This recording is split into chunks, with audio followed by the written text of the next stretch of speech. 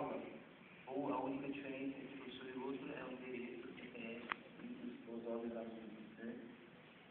É mais ou menos por aí que tem pensado nessa questão de que seria ser um autor da aula. Bom,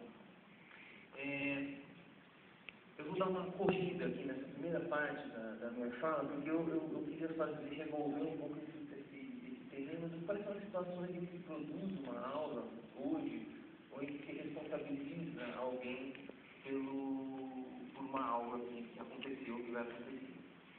Eu organizei as coisas mais ou menos assim para a gente ter uma ideia de como isso já é um terreno bastante complexo, né?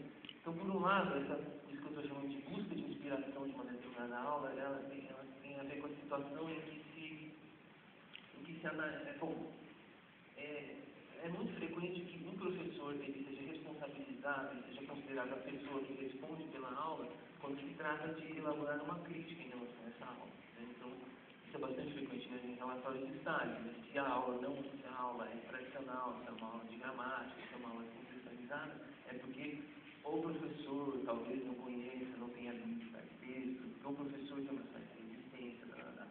Inversamente, quando a aula é boa, é bastante frequente que se atribua o sucesso da aula não ao professor, mas à proposta que ele adotou.